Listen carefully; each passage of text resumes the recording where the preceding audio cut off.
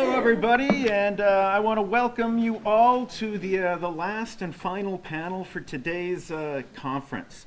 This is panel 3, and it's entitled Media, Fiction, and Discourse in 20th Century, How Representation of LGBTQ plus culture, occult controversy, and anti-war sentiment influence public opinion and perception. We have 3 fine papers to present to you today. Some of them are going to be going from very light issues and happiness to things being very dark. So you've been forewarned.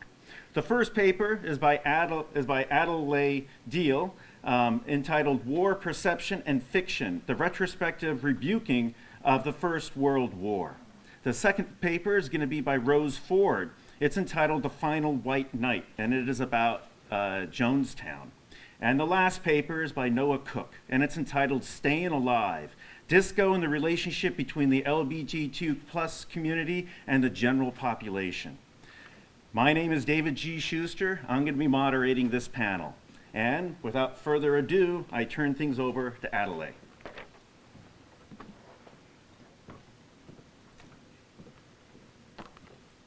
Many new means of conducting and evaluating war emerged during the First World War. Leading the initial mentality, the cult of the offensive pushed for aggressive, outright attacks which induced a violent war. Despite early hopes that the war would be a quick and decisive victory for Germany, chemical and trench warfare prolonged the fighting. As the war raged and dissatisfaction with its handling arose, anti-war sentiments began to gain legitimacy and popularity with the public. With this newfound openness to anti-war ideals, the general attitude towards World War I began to change, forever changing the discussion surrounding war. As this attitude changed, the emergence of fictionalized accounts, such as All Quiet on the Western Front and Johnny Got His Gun, further fueled this change and give unparalleled insight into how we remember the war today. The cult of the offensive served as the lens through which these countries entering the war viewed their means to supposed victory. After previous loss to France, German nationalistic ideals fueled the creation of the Schleifen Plan, which was Germany's attempt to route through Belgium to take control of Paris. However, Germany failed in this attempt as Belgium mobilized much more quickly than anticipated, and Russia also defended France. The Schleifen Plan demonstrated the mentality in the cult of the offensive and served as the catalyst for World War I. The main appeal of the cult of the offensive was the idea that those who attacked first would control the direction of the war and thus win. Despite the exact opposite being proven true, many countries who initially entered the war clung to this method of supposed victory, hoping the war would be over in brief. Besides the cult of the offensive, the other main reason the war garnered so much initial support was due to the fact that many viewed the war as necessary in mitigating Germany's power. However, the First World War is often seen to be unusual because it was so unromantic. Romantic illusions vanished in the grimness of trench warfare and mass slaughter and was to forever destroy the heroic image of war. Some authors and filmmakers latched onto this unromantic sentiment to push anti-war ideals and change the war's narrative, especially with the film adaptation of Remarque's novel All Quiet on the Western Front. The film depicted numerous scenes that would prove troubling for morale. Once a dubbed version became available, the film was considered for release in Germany. And on November 21st, 1929, the Berlin Censorship Board viewed the film. At this meeting, a representative of the Defense Ministry, called to give expert opinion, called for rejection of the film on grounds that it was damaging to Germany's image. Concerned that the image produced by the film would contradict the united, indestructible front Germany wished to present to itself and the rest of the world, many opposed the film's release. Many scenes were revised or deleted from the American version of the film to better fit the desired narrative in Germany. One scene can now be viewed at the beginning of the film where young boys or future soldiers are roused by their teacher to join the fight, and are roused to join the fight by their teacher, who demands, quote, "But if losses there must be, then let us remember the Latin phrase which must have come to the lips of many a Roman who stood embattled in a foreign land. Dulce et decorum est pro patria mori. Sweet and fitting it is to die for the fatherland." Depicting their sacrifice as noble and glorious, the young boys join the army and are quite enthusiastic about it, as you may see on the screen. This scene in particular raised no question or controversy. However, when juxtaposed with a similar scene near the end of the film, both proved troubling to review. Near the end of the film, one of the soldiers, Paul Baumer, is brought back to this classroom to give his experiences at the front, in which he tells the young boys, quote, I've heard you in here reciting the same stuff, making more Iron Men, more young heroes. You still think it's beautiful and sweet to die for your country, don't you? We used to think you knew. The first bombardment taught us better. It's dirty and painful to die for your country. When it comes to dying for your country, it's better not to die at all. Contrary to the common notion that dying for one's country is respectable and virtuous, this scene proved troubling for Germany's image. Although the attitude initially surrounding the First World War was one of support and want, films like All Quiet on the Western Front gave voice to concerns and rebukes over the extended period of fighting and the excessive deaths endured. One great example of this change in attitude is evident in the scene with Paul and an enemy soldier. Towards the middle of the film, the audience watches Paul cross the front lines and enter into a dugout. Once in this dugout, a bunch of enemy soldiers jump overhead and one enters with Paul, and Paul immediately stabs him. Witnessing Paul's regret develop as the man slowly bleeds to death over the course of a day, Paul in the end exclaims to him, "I tell you, I didn't want to kill you. I tried to keep you alive. If you jumped in here again, I wouldn't do it. When you jumped in here, you were my enemy, and I was afraid of you. But you're just a man like me, and I killed you. Forgive me, comrade. You're dead, only you're better off than I am."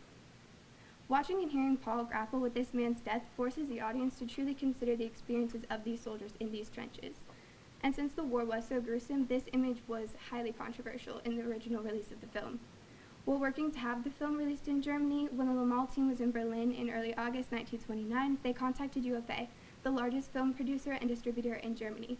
However, the director of UFA staunchly opposed the release of the film, saying that it would induce violent responses from the public. This warning unfortunately proved true.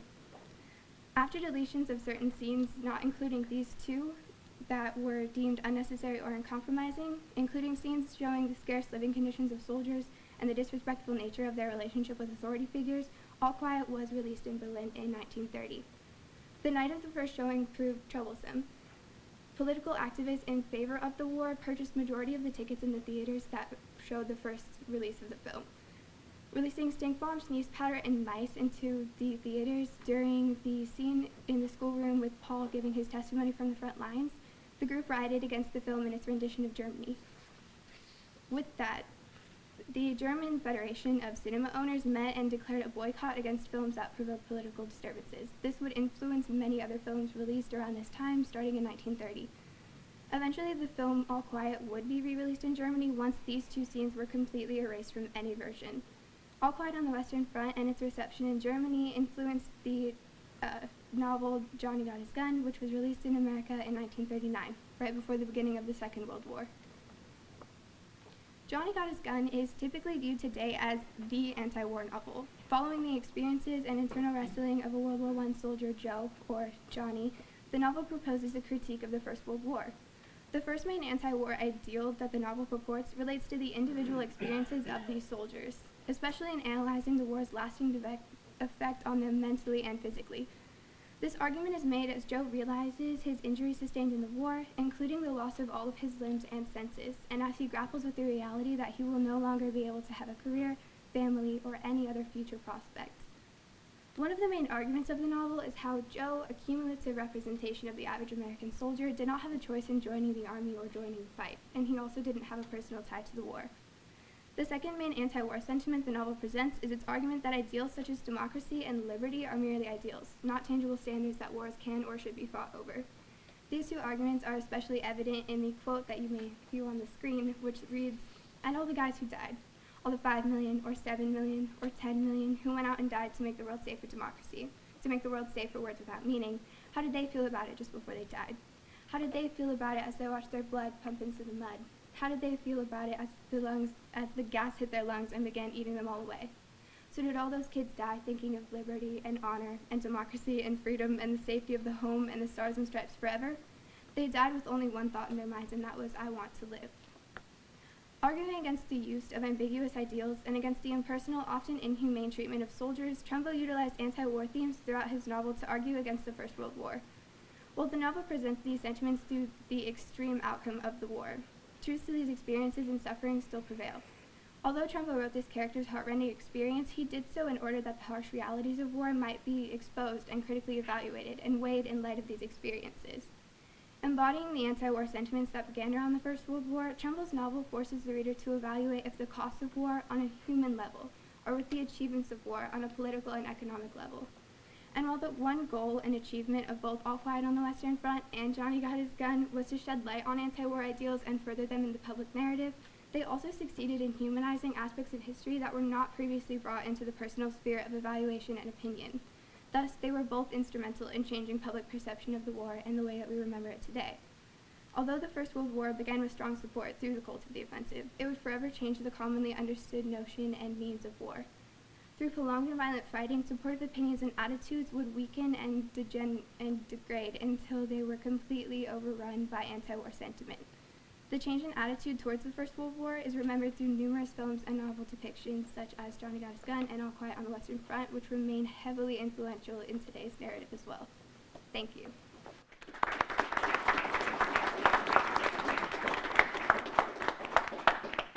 Thank you very much, Adalai. Next, we have Rose Ford and her paper entitled The Final White Knight.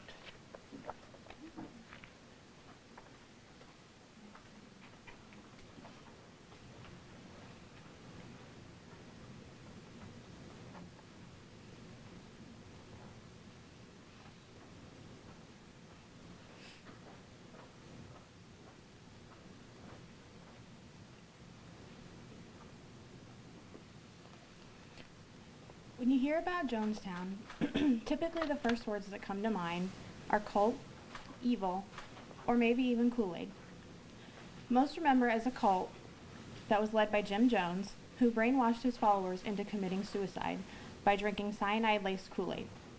However, this does not tell the full tale. Jim Jones and People's Temple began as a positive part of the community, but turned into a tragedy that left everyone wondering how it could have happened, how it went unquestioned for so long, and how to explain such an event. Jim Jones was born in Crete, Indiana in 1931 and was raised by his mother. He had many religious experiences, and as a child, he set up his own church at home. He practiced giving sermons in his neighborhood to the children and captivated them even at a young age. As a young adult, Jim Jones married Marceline Baldwin, and in 1954 they set up their first church in Indianapolis, Indiana. Many had heard about this dynamic young preacher and came to check him out. As a result, the congregation experienced a lot of growth, and they moved multiple times to accommodate this and changed their name, settling on the People's Temple. The church offered a free restaurant, health and social services, legal aid, and much more for their members. And as the church grew, so did the Jones family. The Joneses adopted multiple children of different ethnicities and had one biological son, and became known as a rainbow family. However, they found themselves under attack due to their integrated family and church, which ultimately resulted in a leave of absence due to stress. Jones and his family eventually returned to Indianapolis, but this was the only time that Jones would leave his congregation and relinquish control. In the 1960s, Jones decided to move the church to California, where it continued to expand, add more services, and become well known for its charitable works. However, behind closed doors, it was not the same. Members were frequently subjected to catharsis sessions, where they would be forced to admit something they did, something they said, or other things that resulted in discipline, which was usually physical. This was followed by beatings, and temple members kept extensive records where it can be heard on the recordings when members were beaten up, Jones yelling at them, laughing sinisterly as they were beaten up, or encouraging violence.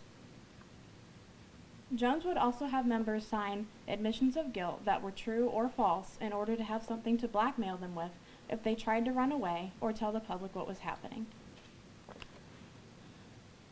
There was a large focus on sex behind closed doors as well. Both male and female members admitted to being forced to have sex with Jones or other members, or being forced to molest other members. A former member stated, quote, "If he saw a young person, be they male or female, that he found attractive, he would come on to them. And how can you say no to Jim Jones?" Unquote. In the same interview, one of Jones's sons said, quote, "My father was an addict. He was addicted to sex, drugs, power," end quote, and that he had a, quote, "very large cruel streak," end quote. Eventually, members began to leave, and when a member left, they were labeled as a defector. This terminology was intentional because, quote, one didn't quit or leave. One defected, that is, one went to the other side, end quote. If a member left, they were considered a traitor or an outsider. Oftentimes, when members would leave, they would go into hiding, fearful that Jones would send his henchmen to find them and force them to come back. The hold on he had on his congregation was strong, and it was sometimes difficult and dangerous to break. Newspaper articles began to surface, exposing Jones's abuse and manipulation of his congregation. However, Jones was in high standing with his community and had connections to powerful people, so this largely went unnoticed. Nobody believed that Jim Jones could be so evil, but articles began to surface again, and Jones became more paranoid by the day. The temple owned property in Guyana, South America, and shortly after things began to fall apart in California, they moved to what would officially be known as Jonestown. Jonestown was supposed to be a safe haven and a utopia for members to go and live in harmony, but trouble followed. A large group of defectors who had previously left filed a petition stating that their loved ones were being held against their will and they were being severely mistreated. Upon hearing this, Jones called an emergency meeting known as a White Night. During a White Night, all members would come to the pavilion and Jones would tell them that they were in danger, giving them false information and even having them practice mock suicides. White Nights were frequent and would last for hours and often into the morning. Jones himself was incredibly paranoid, but he also used this as a form of manipulation to scare his members into following his every order. After receiving letters from worried constituents, Congressman Leo Ryan and a group of others decided to visit Jonestown. Upon arrival, Ryan was surprised to see Jonestown flourishing and the members thriving, until the evening when they received a secret note asking them to get help to get out of Jonestown. The next day, the number of members wanting to leave had grown, and while preparing to leave, members who had chose not to leave ambushed them and had killed Congressman Leo Ryan and multiple others. Meanwhile, back in Jonestown, members were preparing for the final White Night. Vats of cyanide mixed with Kool-Aid were ready, and members were saying their final goodbyes. I want to take a moment to let the audience know that the next few slides will have some graphic material, so if you have a sensitive stomach, I would suggest taking a walk. People's Temple kept extensive records, and the infamous death tape reveals how Jonestown came to an end. Jones proceeded to tell his congregation that Congressman Ryan had been shot, and that this was the end. In an artificial attempt to comfort his members, he told them, quote, "If we can't live in peace, then let's die in peace," end quote. One member stood up to Jones, but she was quickly stifled with excuses. Children were given drinks first, followed by adults, and some members gave speeches celebrating Jones and their final plans. Within the hour, everyone had died. I'm going to play a clip, and in this clip, children have already been given poison. And it's at this point that some adult members realized that this was not actually what they wanted, but at this point there was no turning back. Along with the children, you'll also be able to hear Jones trying to convince his members that not only was this the easiest way to go, it was also a painless way to go.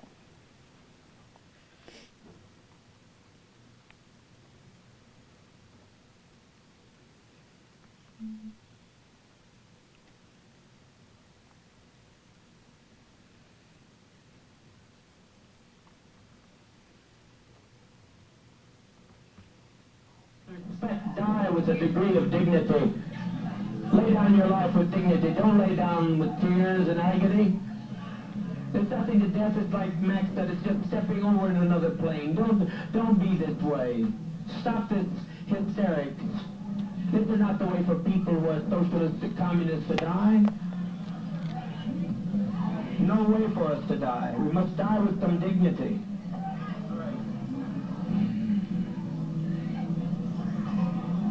Soon we'll have no choice. Now we have some choice.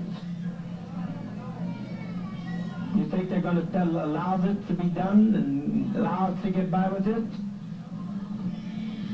Must be insane. The children. It's just something to put you to rest. Oh, God.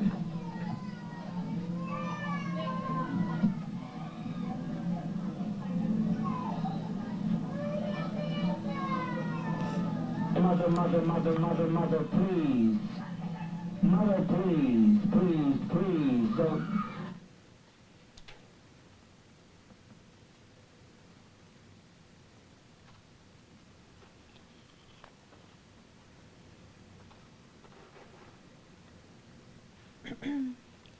I also wanted to share a few pictures that were taken afterwards. And although they're really difficult to look at, I think it's really important not to censor these pieces of history.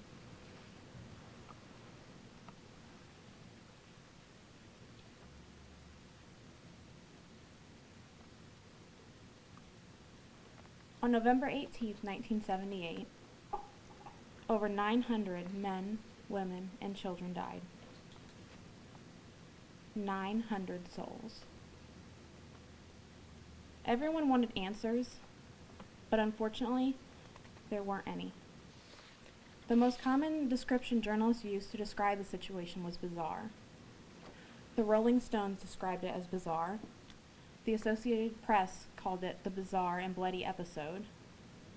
U.S. News and World Report called it the bizarre tragedy in Guyana. Nobody knew what else to call it because they'd not seen something quite like this before. Because of the way the Jonestown case was handled and the media's description of the final events, topics related to Jonestown have been treated as the leper was in the Bible, as a disease, as something that should not be discussed. It has been reduced to a masochistic leader who brainwashed his congregation and convinced them to follow him to the grave, but it was much more than that.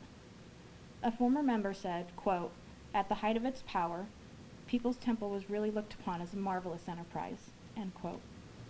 Although it ended in tragedy, People's Temple began with the desire to help their fellow humans, promote equality, and make the world a better place. Thank you.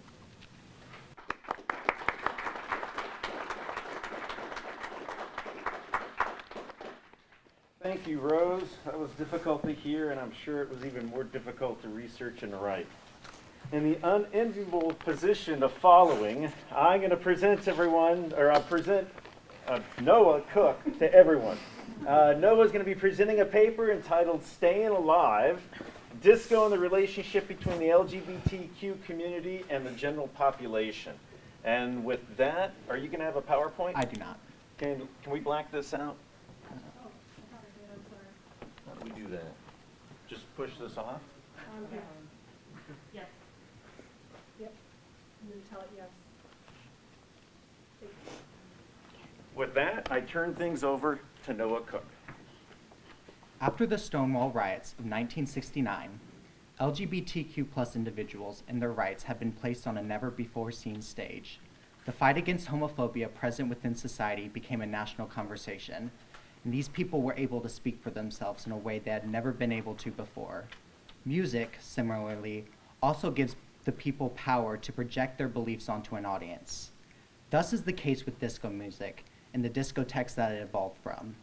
The disco scene started as a place where LGBTQ+ individuals could free themselves from the restraints of society and live according to their true selves. However, the scene was soon co-opted by the general population, allowing the message to spread. Despite attempts to divorce the messages from the music, backlash soon came from larger society against this craze, seeing it as dangerous. The disco scene became a staple of gay life in the early 1970s, as it allowed members of the LGBTQ+ community to live in their true selves. A cultural critic, in an article describing the disco movement in the 1970s, stated that disco had political significance for marginalized groups, as many were able to find self-expression through discotheques that began to pop up. Discotheques also had a historical precedent for being a safe place for many marginalized communities, as the first discotheques came to Nazi-occupied France, secretly playing jazz music for the French people. Thus, discotheques evolved to become a hub for marginalized peoples, especially members of the LGBTQ+ community in the 1970s. These discotheques, which first came to New York during the 1970s, worked to create an environment that not only encouraged the radical message of accepting your true self, but urged the attendees to do so. Discotheques picked music that accentuated the importance of the individual self-expression. Discotheques saw the importance in the message of self-expression and realness, and wanted to embrace it and share it to their target audience. The themes of disco also rallied around the concept of coming out. This idea gained prominence in the 1950s with the book, The Homosexual in America, which states, "Society has handed me a mask to wear. Everywhere I go, at all times, and before all sections of society, I pretend." However, disco allowed for a place for these people to remove the masks that society made them wear. Many of the music groups that came out of the disco movement also took a similar message. The Village People, a popular group to come out of the movement, and the makers of the song, the YMCA, often wore outlandish outfits to accentuate this message. An article in the New York Times stated that the Village People, quote, dressed as amusingly homosexual stereotypes, unquote. This acceptance of the stereotypes and dressing as them helped to normalize them for the community and served as an example of the self-expression that disco was looking to foster. The message was clear. Any person, no matter their personality, interests, or styles, was encouraged to embrace themselves with no reservations. These acts of self-expression also served as a protest against the heteronormative society. LGBTQ+ people were looking to free themselves from the constraints of conservatism, allowing themselves to express realness. Disco became an important battleground for the New Left to challenge society. After the community was disillusioned by the Stonewall riots, many radicals looked instead to, quote, change society by first emancipating the individual through self-expression. Another scholar concurred with this sentiment, while also offering another view of the protests that took place. He stated that disco and its movements observed the body as a, quote, polymorphous entity, unquote, that was not strictly stuck to the conservative models of masculinity and femininity. Thus, disco was not limited to the strict view that masculine and feminine bodies had distinct characteristics, and thus the bodies and people could occupy the characteristics of both. This protest is best encapsulated in the new dances that were introduced in the disco scene. Previously, many traditional dances, like the waltz, the foxtrot, the Lindy Hop, the Texas Tommy, and the twist, were all patriarchal, with the man leading and the woman following the lead. However, the dances of disco seemed to buck these traditions, replacing the leading of men with free-form movements that did not require a lead. Thus, the disco proved to be an effective form of resistance against the patriarchal and heteronormative systems that oppressed members of the LGBTQ+ community.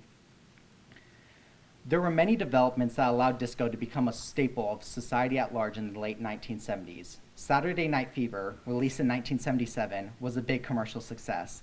The soundtrack, recorded by the Bee Gees, helped raise them to national prominence. The Village People and their previously mentioned 1978 hit, the YMCA, also created a large audience for disco. These helped implement disco into the mainstream, and it soon spread to all corners of society. Teenagers soon became large consumers of discotheques, which helped its implementation to mainstream significance. An article in the New York Times in 1978 described the disco scene and its popularity among teenagers. They expressed their love for these new clubs, as they provided a place for them to hang out that had not previously been open to them. After teenagers, it soon spread to the general populace. An article in the New York Times from 1978 describes the Tuesday night fever that struck the town of Rye, New York.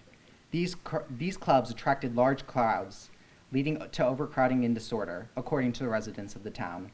The disco movement was starting to gain momentum, with people heading to these clubs in droves to experience the new craze.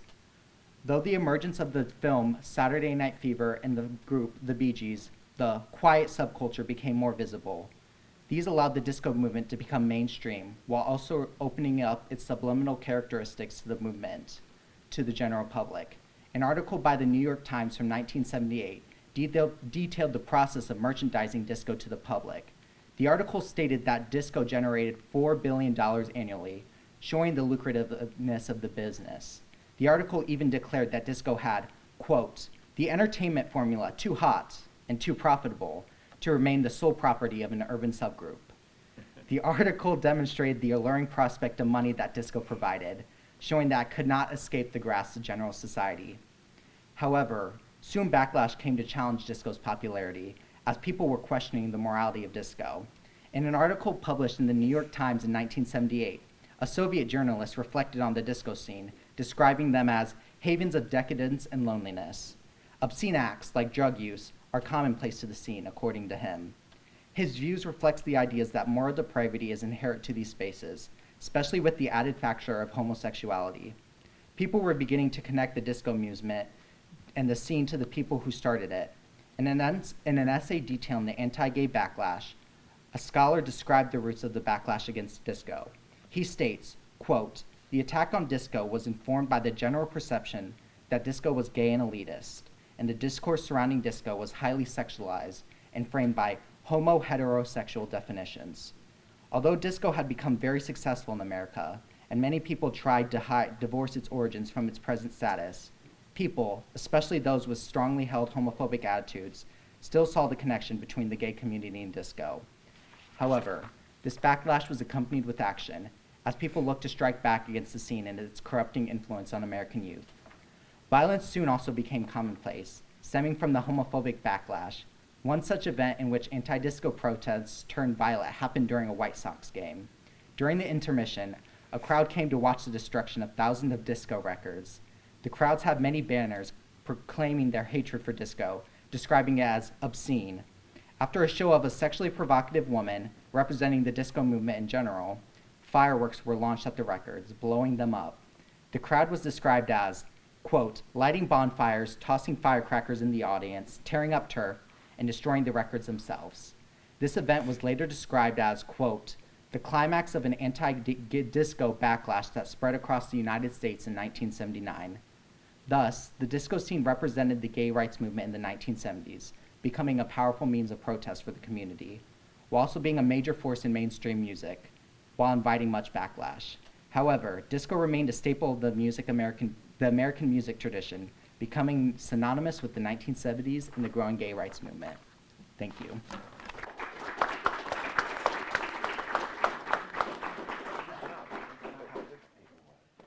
That brings us to the Q&A portion of the panel. My colleague, Dr. Ann Livshes, is armed with the microphone, and so if you raise your hand, she will rush to you, and you can have the floor. My question is for Noah. What kinds of sources did you use, and did any stick out to you? A vast majority of my paper was newspaper articles. As you noticed, you probably mentioning the New York Times a lot throughout the paper, which was a major source of my paper. Of the sources I use, also the LA Times. It was a lot of newspapers as I was looking for a more cultural element to the paper. So I looked at what people were saying at the time and looking for other people's opinions, and that's probably the bulk of the research that I did, but also added in some scholarly elements to discuss concepts like coming out, which I mentioned in the paper, and also talking about the backlash. So I would say a lot of it was mostly newspaper articles with a little bit of scholarly articles thrown in there.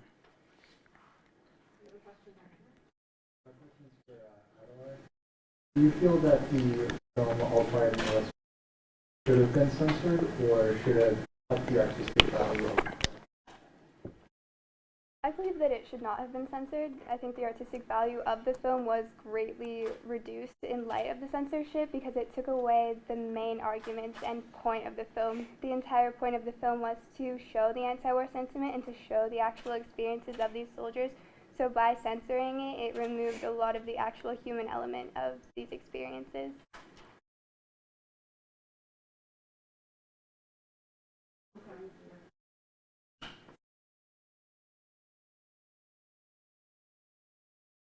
This question is for Rose. Thoroughly enjoyed your presentation just simply because I was a kid, but I remember watching the news and this horrible act of just, it was unreal. So I appreciate you're really taking it where it needed to go to really describe the horror of that event. I would like to ask you today, if you're thinking about it, I'm sure you might have actually thought about today, do you see elements of that same sort of power over a group like that? Do you see that, like, especially when you think of religious groups and that sort of thing, because it was unreal, and I remember just the use of that word, bizarre. Was the only way we could label it. But now that we have a better understanding. Did you find any modern day instances of such control? So my focus of my research was mainly on People's Temple, but I'm sure that there are elements of that currently. And just when you have, leaders who just feel so passionate about specific things, sometimes it can even look like that, if that's not what they, believe it to be. So I don't have a definitive answer, but I'm sure that there is something like that today too.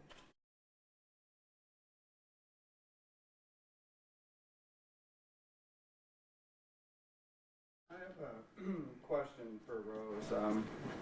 I see many similarities.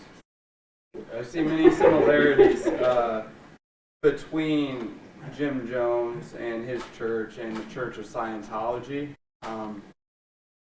One of the things they do is confession. So what they do is they use people's past transgressions as leverage to keep them in the cult. They do the same thing in Scientology, is my understanding. You said, I think you had a problem with how focused the narrative's been around these charismatic leaders. So, what would you attribute? Do you have any, personal opinion as to what you think allowed, people to go along with it, besides just charisma of the individual? Well, charisma definitely played a crucial part in it, but also I think it was just he knew how to speak to people and what their needs were, and he knew how to make them feel important and valued. And for a lot of people, that's really important for them, especially people who might be lower class or might be minorities, especially during this time period. That was a huge part of his church, is that he was an integrated church, and that was pretty rare at the time. I think he might have actually been the first church to integrate in Indiana, and that really spoke to a lot of people. So finding someone who shows them that they care about them and they see them as valuable, I think that played a huge role in having so many members and, going along with his beliefs, even if they weren't actually his beliefs. There's one here, and then I'll come to the front. Okay, so my question is for Noah. First of all, loved your paper, loved your topic, awesome. But I was curious, did your research ever lead into anything like outside of the U.S.? Or I know you cited the New York Times, so did your research ever lead to anything like maybe like in L.A. or other parts of the country? Well, If not, that's fine. no, I think that's a perfect question, and also leads to another thing that I think is very important to talk about, which I really didn't mention in the paper. When I took this class, we had a very lively conversation after my presentation, which we talked about a lot of the things. My research was very, very, very limited to basically white gay men. And although I used the LGBTQ plus label, that probably wasn't the correct. I tried to put more modern labeling just for people to have an easier grasping of the topic. But these discotheques that came in the 1970s were very, very gay men, white gay men, some white gay women, maybe some straight women thrown in there just as like a scene as a cult, like a cult figure. But a lot of people of color were excluded from these clubs. And if you've ever watched the film Paris is Burning or seen the show Pose by Ryan Murphy, you'll see that because of that exclusion from the film or from that scene, their own scene popped up, which created like their own tradition that's very, very interesting. And I wish I had been able to add that element to my paper, but I think what I had right there was meaty enough to create a good paper. So yeah, but I think that is a very good question, and I'd love to open up my research even more and look at different countries or look at different areas of the United States, but unfortunately by the constraints of the paper limit, that's all I was able to look at. Noah, I was wondering, do you think ultimately the commercialization of the disco scene and its kind of boom into mainstream culture, do you think that was ultimately to the detriment of the scene or to the benefit of it, as it opened it up to new audiences, but also opened it up to that new pushback and that lot of criticism? Personally, I think it's a net positive, because even if today people don't see disco as an inherently gay art form, it's still a very popular medium, and it'll always carry that kind of baseline. So I think it's, especially as we look at the resurgence of disco music in the past couple of years with like Dua Lipa and The Weeknd and Doja Cat, I think it's very interesting to see like how that how the roots play into it, and how that roots kind of impacts it and kind of leads new people to experiment and kind of shape like new ways of seeing that. So ultimately, even though a lot of it did create backlash and there was some attempts to divorce that, I feel like it was an ultimate good just by them getting their art out there and letting them have their art be out there for the public.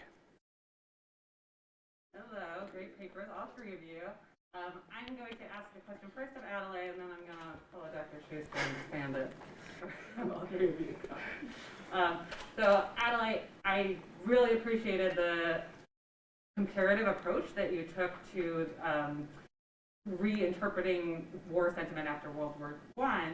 And I mean, it was interesting when you quoted the line from All Quiet on the Western Front, the Dulce and Decorum Est. It reminds me that comes from, there's a poem by Wilfred Owen, a British poet who published earlier, similarly expressing anti-war feeling for those who served in the war.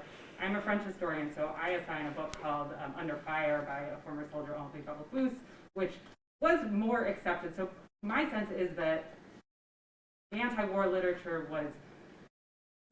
had a better reception, or was more accepted in places like Britain, like France after the war, than in Germany. So I guess my long-winded question for you is, what political and cultural factors do you think explain the comparative difference in reception in Germany and the United States? And I'm sure you didn't research everywhere, but if you have thoughts on everywhere. And then for Noah and Rose as well, if you two can reflect on what you think explains the perception of White Knight, of disco, and what explains the changing perception. Do you think there was some kind of institutional, political response from above? Was it cultural from below?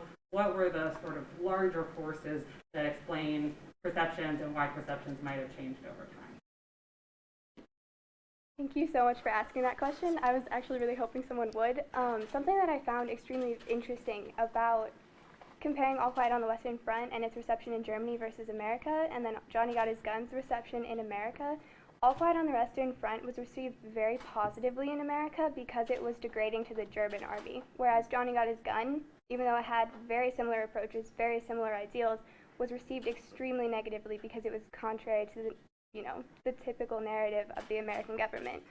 So I think because of the context just alone in which country it was being received and which country it was portraying led to the entire reception being how it was.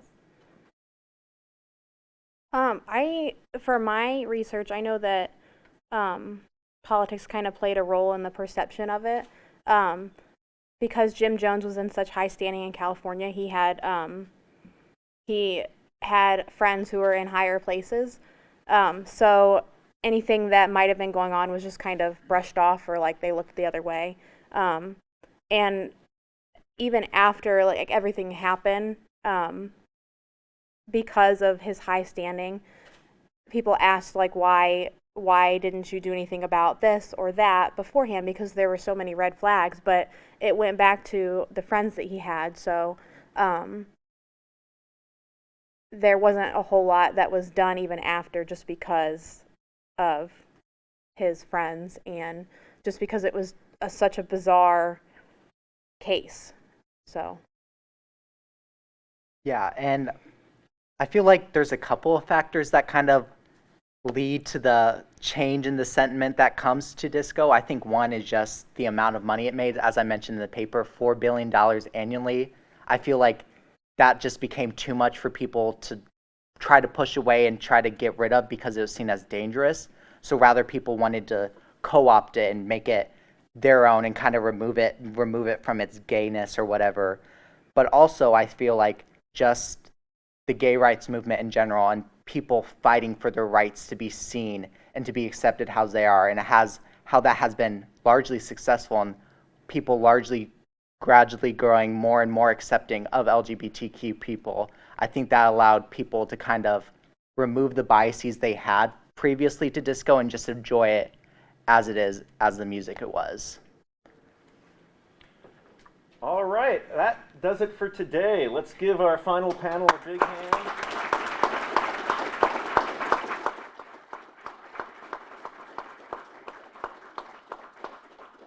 And also, I'd like to give Ann Livshes a big hand too, because not only is this her project from the very get-go, but she invests a considerable amount of time in making this all happen. Thank you.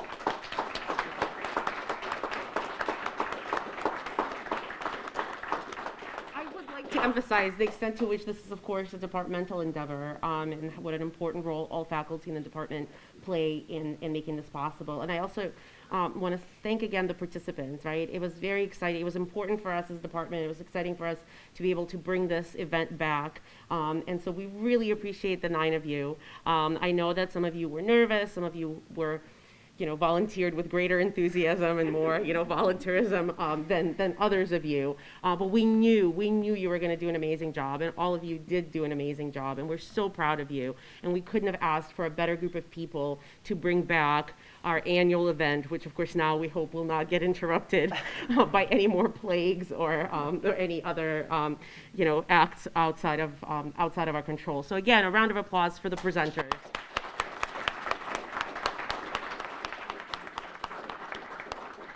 And of course, their entourages and their, support systems and everybody else who came. So a couple of things. We are going to, hopefully since we have the official university photographer here, I hope that we can ask the chancellor to pose for a photo with all of the student presenters. And so student presenters, please make your way. Would you like them here? Would you like them against the brick wall? Okay, so all the presenters, all 9 of you, make your way into that corner. After we do that official photo with the chancellor, we will do the traditional photos of the presenters with their entourage. And while all of that is happening, we're going to get lunch set up. The good news is that even if you didn't RSVP for lunch, as you should have, we actually have enough for everyone who's in this room right now. So even if you didn't RSVP, but you've decided you do actually want to either stay for lunch or grab a lunchbox, you will be very welcome to do so.